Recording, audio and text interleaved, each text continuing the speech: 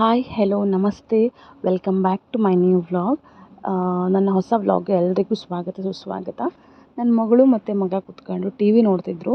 ಚಂದ ಸೀನಲ್ಲ, ಅಣ್ಣ ತಂಗಿನ ಕಾಲ ಮೇಲೆ ಮಲ್ಸ್ಕೊಂಡು ಟಿ ವಿ ನೋಡ್ತಿದ್ದ. ಈ ಸೀನೆಲ್ಲ ಮತ್ತೆ ನೋಡೋಕ್ಕಂತೂ ಸಿಗೋಕ್ಕೆ ಸಾಧ್ಯ ಇಲ್ಲ ನಮ್ಮ ಮನೇಲಿ.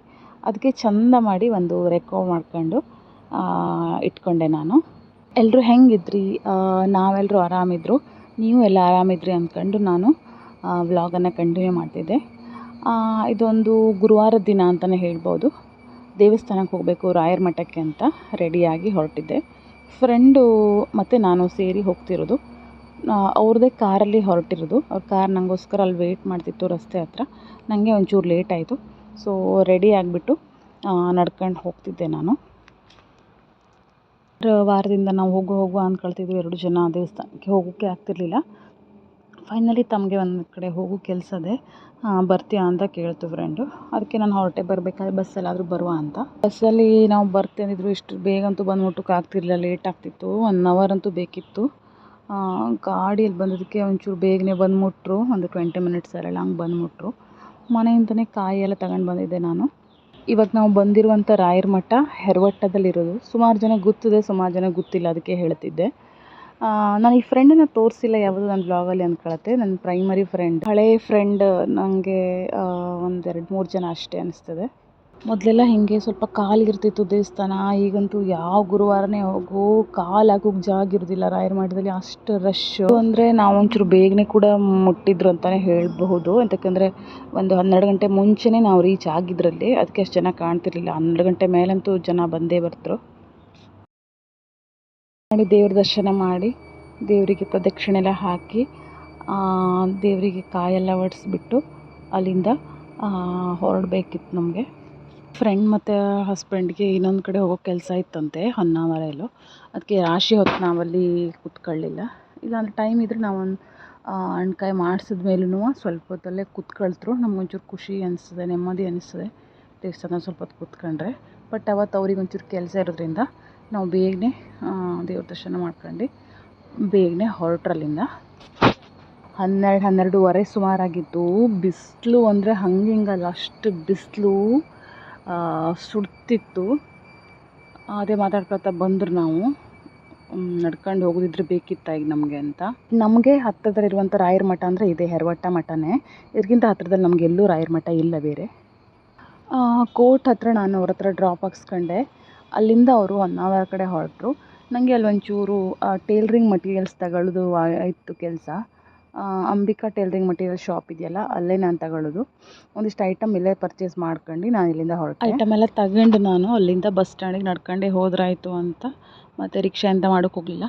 ನಡ್ಕೊಂಡು ಬಸ್ ಸ್ಟ್ಯಾಂಡ್ ಕಡೆ ಹೊರಟೆ. ಬಸ್ ಸ್ಟ್ಯಾಂಡ್ ಹತ್ರ ಬರ್ತಾ ಇರಬೇಕಾದ್ರೆ ಇನ್ನೊಂದು ಫ್ರೆಂಡ್ ಸಿಕ್ಕಿದ್ಲು. ಕಾಲೇಜ್ ಫ್ರೆಂಡ್ ಆಗಿತ್ತವಳು. ಅವಳ ಹತ್ರನೂ ಸ್ವಲ್ಪ ಮಾತಾಡ್ಕೊಂಡು ಕಾಂಟ್ಯಾಕ್ಟ್ ನಂಬರ್ ಎಲ್ಲ ನಾವು ಶೇರ್ ಮಾಡ್ಕೊಂಡು ನಾನು ಹೊರಟೆ.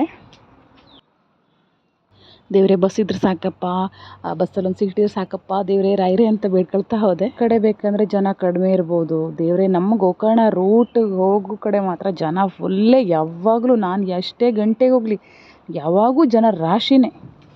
ಸೀಟ್ ಸಿಕ್ತು, ದೇವ್ರ ಹತ್ರ ಬೇಡ್ಕೊಂಡಿದ್ದೆ ನಾನು. ಸೀಟ್ ಇಲ್ಲ ಅಂದರೆ ನನಗೆ ನಿಂತ್ಕೊಳ್ಳೋಕ್ಕಂತೂ ಆಗೋದಿಲ್ಲಾಗಿತ್ತು, ಸಾಕಾಗ್ಬಿಟ್ಟಿತ್ತು ಬಿಸಿಲಲ್ಲಿ.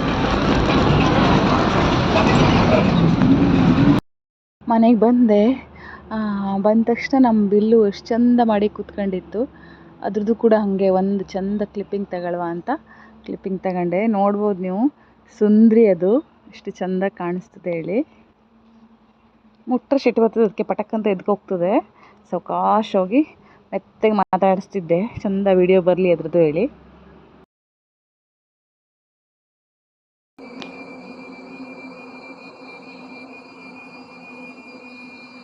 ಮಾರ್ನಿಂಗ್ ಇದು. ನಾನು ಜಸ್ಟ್ ಸುಮ್ಮನೆ ಒಳಗಡೆಯಿಂದ ಹೊರಗಡೆ ಅಂತಕೋ ಬಂದೆ. ನೋಡಿದ್ರೆ 2-3 ನವಿಲು ಬಂದುಬಿಟ್ಟಿತ್ತು ಅಂಗಳದಲ್ಲಿ. ನಾನು ನೋಡ್ಕೊಂಡು ಹೋಗ್ಬಿಡ್ತು. ಪಟಕ್ಕಂತ ನಾವು ಓಡೋಗಿ ಫೋನ್ ತನಕ ವಿಡಿಯೋ ಮಾಡ್ಕೊಳ್ಳೋರಿಗೆ ಅದು ಎಸ್ಕೇಪು.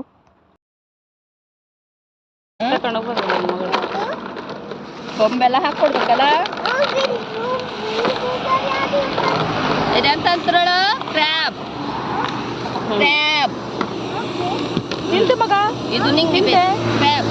ಹೇಳ ನೀ ಹೇಳಬೇಕು, ನೀ ಹೇಳ್ರೆ ಮಾತ್ರ ಕೊಡ್ತೇನೆ, ನಾ ಎಲ್ಲ ಕೊಡೋದಿಲ್ಲ ನಿಂಗೆ. ಕ್ರ್ಯಾಬ್ ಕ್ರ್ಯಾಬ್ ಇಲ್ಲ ಅಂತದು ಕಳ್ಳಿ ಕಳ್ಳಿ ಕಳ್ಳಿ ಕಳ್ಳಿ ತರಕ್ಕೆ ನಾನು ನನ್ನ ಮಗಳು ಹೋಗಿದ್ರು. ಏಡಿ ಸಿಕ್ತು, ಏಡಿ ತಗೊಂಡು ಬಂದರು. ನನ್ನ ಮಗನ ಶಾಲೆಗೆ ಕಳಿಸ್ಕೊಡೋದಿತ್ತು ಅಂಗನವಾಡಿಗೆ, ಹಾಗಾಗಿ ನಾನು ನನ್ನ ಮಗಳು ರೆಡಿಯಾಗಿ ಹೊರಟಿದ್ರು. ವಿಚಾರ ನಾನು ಈ ಗಾಡಿ ಬಗ್ಗೆ ಹೇಳಬೇಕು. ಇದು ನನ್ನ ಗಾಡಿ ಅಲ್ಲ, ನನ್ನ ಹಸ್ಬೆಂಡ್ ಫ್ರೆಂಡ್ ಅವ್ರ ವೈಫ್ದು. ಅವ್ರ ವೈಫು ಕೂಡ ನಂಗೆ ಕೂಡ ಫ್ರೆಂಡೇನೆ. ಅವ್ರ ಹತ್ರ ನಾವು ಗಾಡಿ ತಗೊಂಡಿದ್ರು ಸ್ವಲ್ಪ ದಿನ ಮಟ್ಟಿಗೆ, ಒಂದು 6 ಮಂತ್ ಅಂತ. ನಾವು ಗಾಡಿ ಹೊಸ ಗಾಡಿ ತಗೊಳ್ಳೋಗೆ ನೋಡ್ತಿದ್ರು, ಯಾವ ಗಾಡಿ ತಗೊಳ್ಳೋದು ಏನು ಇತ್ತ ಅಂತ. ಕೊಟೇಶನ್ ತಂದಾಗಿತ್ತು. ಈ ಗಾಡಿನ ಒಂದು 6 ಮಂತ್ ನಾನು ಓಡಿಸಿದ್ದೆ. ಪಾಪ ಅವ್ರಿಗೂ ಕೂಡ ಅದು ನಿಂತೇ ಇತ್ತಂತೆ, ಗಾಡಿ ಓಡಿಸ್ತಿರ್ಲಿಲ್ಲ ಅವರು ಕೂಡ ಅದು ರನ್ ಆಗಬೇಕಿತ್ತು. ನಮಗೆ ನಿಜವಾಗ್ಲೂ ನೀಡಿತ್ತು, ಅವ್ರು ಕೊಟ್ಟಿದ್ರು. ಈ ವಿಡಿಯೋ ಮುಖಾಂತರ ಅವರಿಗೆ ಥ್ಯಾಂಕ್ಸ್ ಹೇಳ್ತೆ. ಥ್ಯಾಂಕ್ಸ್ ಪ್ರಶಾಂತ್ ಮತ್ತು ಶಿಲ್ಪ. ಸುಮಾರು ಯೂಸ್ ಆಯಿತು ನನಗೆ ಆ ಗಾಡಿ ಇಟ್ಕೊಂಡೋದಕ್ಕೆ. ರಿಷು ಸ್ಕೂಲ್ ಬಂತು.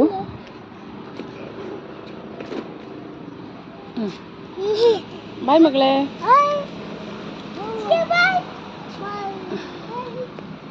ಬಾಯ್ ಮಾಡು ಸಿಯಾ ಬಾಯ್ ಮಾಡೆ. ಬಾ ಹತ್ತು. ಹೋಗ್ತೀಯನು ಶಾಲೆಗೆ? ನೀ ಹೋಗ್ತೆ? ಬೇಡ ಮಗ ಬಾ, ನಿಂಗೆ ಈಗ ಸೇರಿಸಲ್ಲ ಅವ್ರು. ಬಾ ಬೇಡ ಮಗ, ನಾಳೆ ಹೋಗ್ಲಪ್ಪ, ನಾಳೆ.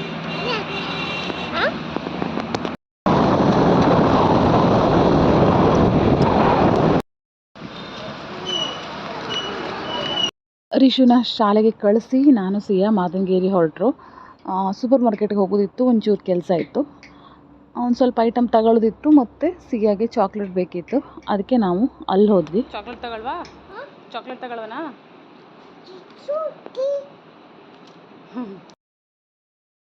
ಹಾಗೆ ಇದು ಕ್ಲಿಪ್ಪಿಂಗ್ಸು ಅದೇ ದಿನ ಸಂಜೆ ತಗೊಂಡದ್ದು. ಅವತ್ತು ನನ್ನ ಹಸ್ಬೆಂಡ್ ಬರ್ತ್ಡೇ ಕೂಡ, ಅದಕ್ಕೋಸ್ಕರ ನಾವು ಸೂಪರ್ ಮಾರ್ಕೆಟ್ಗೆ ಹೋಗಿ ನಮ್ಮ ಮನೆಯವರಿಗೆ ಇಷ್ಟವಾದ ಚಾಕ್ಲೇಟ್ ಎಲ್ಲ ತಗೊಂಡು ಬಂದಿದ್ದರು. ಹಾಗೆ ಸಂಜೆ ಅವ್ರು ಬಂದಮೇಲೆ ಕೇಕ್ ತಗೊಬರುವ ಅಂತ ಕುಮಟಾ ಹೊರಟಿದ್ರು ಅಷ್ಟು ಜನ. ಮಿರ್ಜಾಂದಲ್ಲೇ ತಗೊಳ್ವಾ ಇಲ್ಲ ಮಾದನಗೇರಿ ತಗೊಳ್ವಾ ಅಂದರು. ಆದರೆ ನಾನೇ ಬೇಡ ಅಂದೆ, ಅಷ್ಟು ಚಲೋ ಇರೋದಿಲ್ಲ ಕೇಕು, ಕುಮಟಾನೇ ಹೋಗುವ ಅಂದೆ ಅವರಿಗೆ.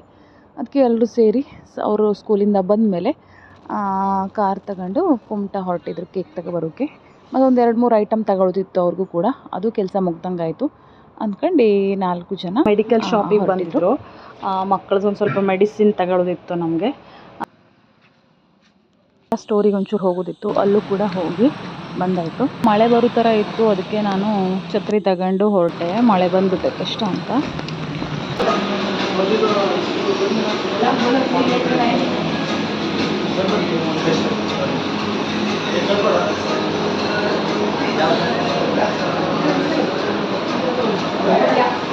ಬ್ಲ್ಯಾಕ್ ಫಾರೆಸ್ಟ್ ಇಲ್ಲ ಎಲ್ಲಿದೆ? ಹಾಂ ಇದು ಯಾವುದು? ಚಾಕ್ಲೇಟ್ ಕೇಕಾ ಇದು? White forest.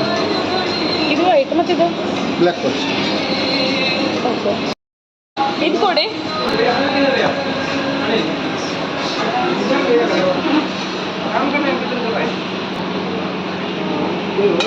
ये बनू मಕ್ಕಳು ಜನ ಬಾಲ್ಬತ್ತ ಸಾಡಿ ಸಣ್ಣಾಗಿ ಮೈ ಸಾಡಿ ಬೆನ್ನೆ ತಗ ಬಲ್ಲ ಸಾಡಿ ಶಿವದು ಮಕ್ಕಳು ಸಾಡಿ ಆವಾಜ್ ಮಾಡಿ ಬಂದೆ.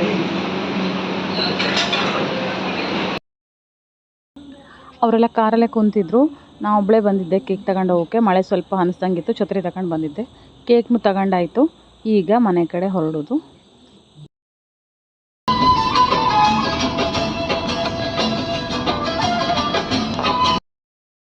ಮನೆಗೆ ಬಂದಾದ್ಮೇಲೆ ಕೇಕ್ ಕಟ್ ಮಾಡುವ ಅಂತ ಎಲ್ಲ ರೆಡಿ ಮಾಡ್ಕೊಂಡ್ರೆ ಕರೆಂಟೇ ತೆಗೆದುಬಿಟ್ಟಾರೆ ಸಾಯಲಿ.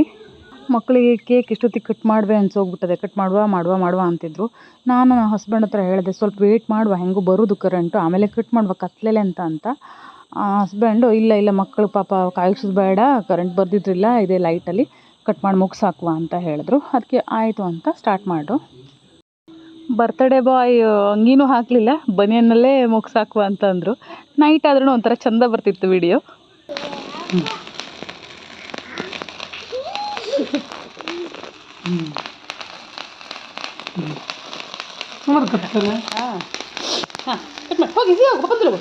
ಏನಾಗಲ್ಲ ಮಗಳೇ, ಹೋಗು ಮಗ. ಹಾಂ ಕರೆಕ್ಟ್ ಹಾಂ ಹ್ಯಾಪಿ ಬರ್ಡೇ ಟು ಯು ಹೇಳಿ ಮಗ ಹ್ಯಾಪಿ ಬರ್ಡೇ ಟು ಯು.